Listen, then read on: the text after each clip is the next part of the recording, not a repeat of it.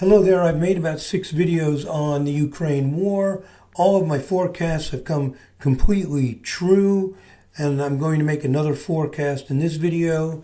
My most recent forecast was that Russia would gain strength in March, and we are seeing that.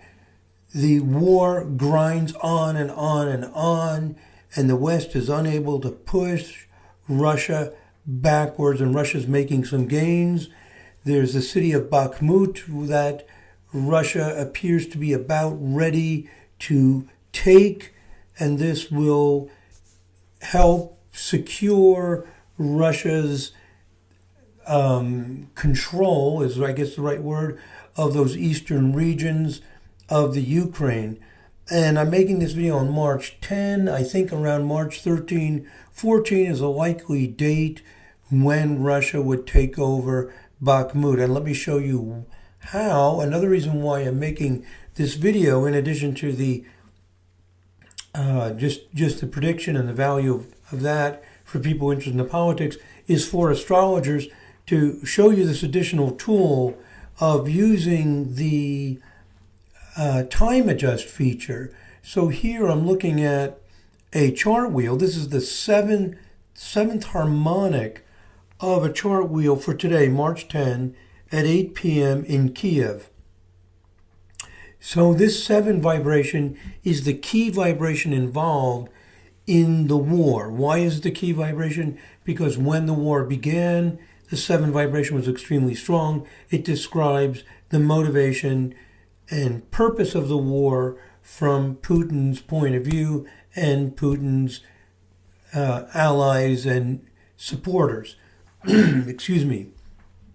So we can just go to the time adjust. Before I go to the time adjust, let's remove the moon. The moon moves so fast in the 7 vibration chart, we really don't want it. Everything's moving 7 times faster. I'm going to right click, go to customize, go to the planets, uncheck the moon.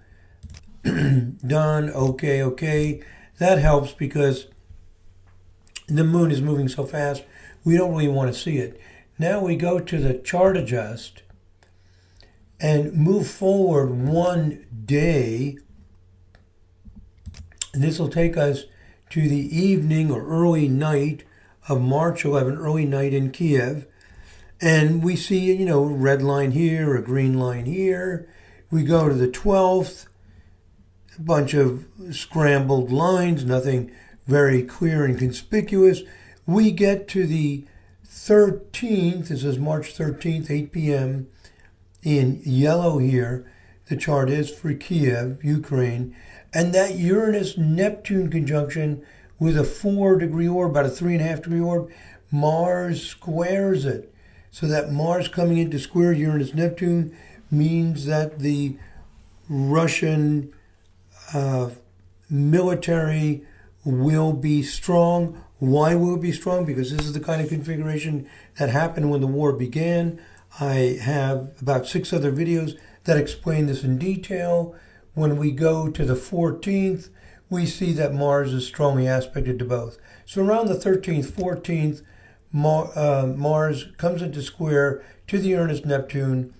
On the 15th, we see the Sun move into this configuration. The Sun is moving 7 times faster in the 7 vibration chart. That's about 7 degrees a day. It'll stay within orb for about a day. So the 13th, 14th, 15th, we expect Russia to be having progress. It's not a matter of what I want or what you want or what we like to see. It's a matter of just what the chart says. That's the likely development. Okay, now going back to our PowerPoint. So the forecast for March has been true, and I'm making an additional forecast for a few days from now. We'll see if that comes true. And in addition to Russia holding on very strong, making some progress even, we're seeing other symptoms of Russia's success during March. Going to my point number 3, the China-Russia relations are improving. China-USA relations are worsening. This is very clear, but just to show you some articles about this, here's an article at CNN that China is helping prop up the Russian economy by buying Russia's oil, etc. The embargoes on Russia have not worked. Everybody agrees about that. And Russia's building stronger relationships with China and other countries as well. So this is part of the success of Russia as predicted during the month of March. Here are other articles. Xi Jinping, I hope I'm remembering his name properly, just got reelected as president. Xi Jinping, president of China, just got reelected. Of course, Putin sends a congratulations. They're on very friendly terms, very supportive. This is what's happening in March.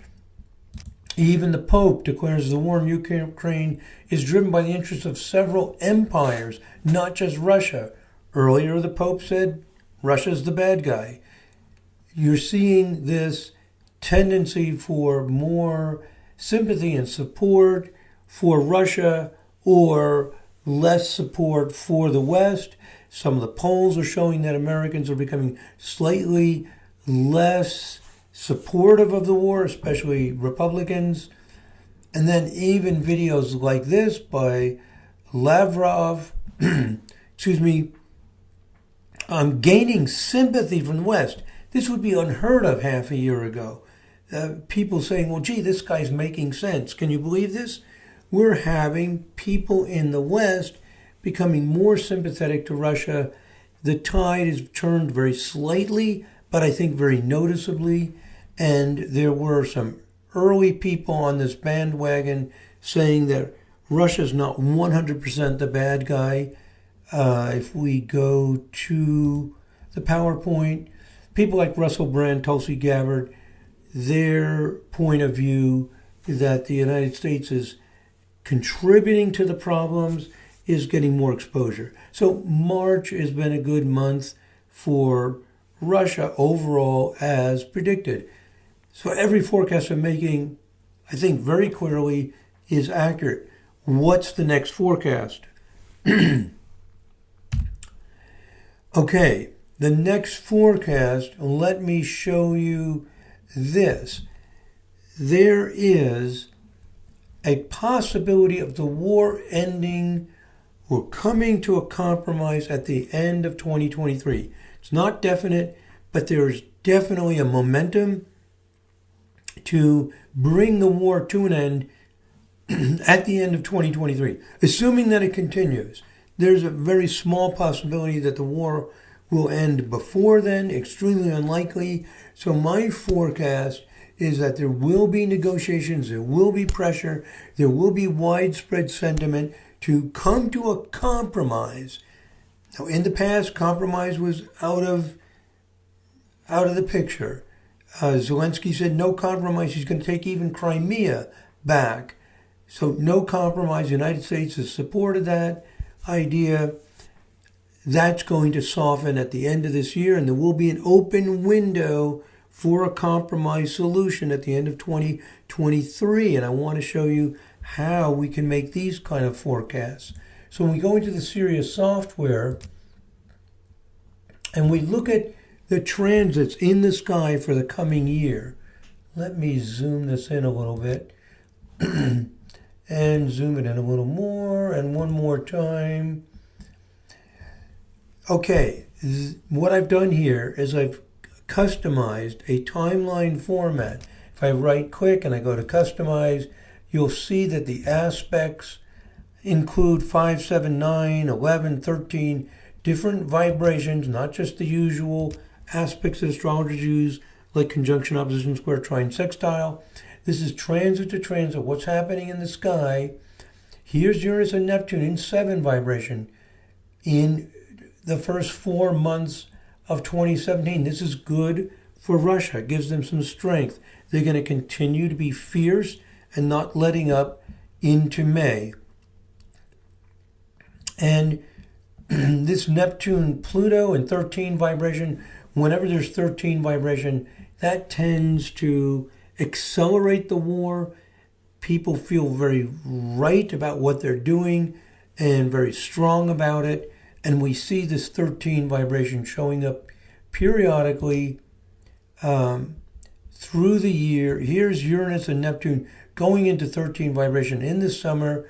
Likelihood is that the war will be, unfortunately, continue to be strong in the summer. The astrology is not a crystal ball that knows exactly what will happen. People can change their attitudes, their approaches based on what people are doing now. Most likely, it's going to continue back and forth with the West making some gains in the summer. Then notice this. Where did it go? There's a big, here it is. This big black area here, Saturn and Pluto, excuse me, in a 1/11th aspect, October, November, December of this year. What does that mean? It means that overall in the air, just this feeling in the air that enough is enough is enough. Let's just finish things, clear things up. Anything that doesn't need to be done, that's wasteful, let's end it, let's get rid of it. Patience runs thin.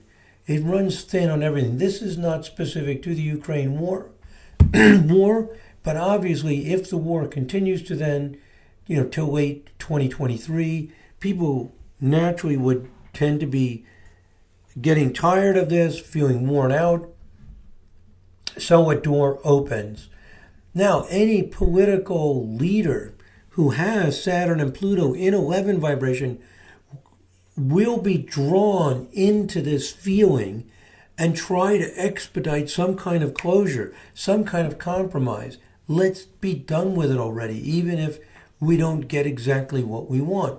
That sentiment increases October, November, December.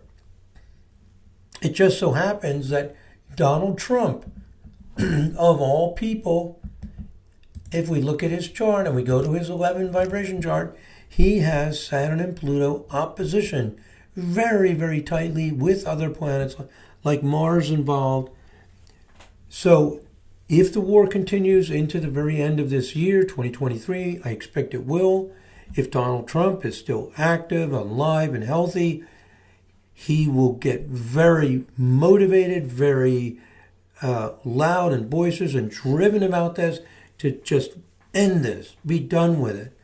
We can do things, by the way, to show this resonance of Trump, Saturn, Pluto with the transiting Saturn, Pluto. We can look at the composite chart. This is an 11 vibration chart of the composite chart. In vibrational astrology, we're looking at these intricate, powerful vibrational systems. Very, very different from any other kind of astrology. And there's the Saturn square Pluto. The conjunction in the transits and the opposition in Trump's chart, you might say they average out and turn into a square. This is for December 1st. So around this October, November, December time, this is resonating with Trump. He will get involved. I think you guys know, if you've watched my videos, I'm not a Trump fan. I'm not saying things because of what I want or how I perceive or how I imagine things. I just look at the astrology. The astrology knows more than I do. The astrology says Trump has Saturn, Pluto. Saturn, Pluto is happening then. We do know that Trump likes to say, you're fired, we're done, that's it. That much is clear, for better or worse, whatever you think of it.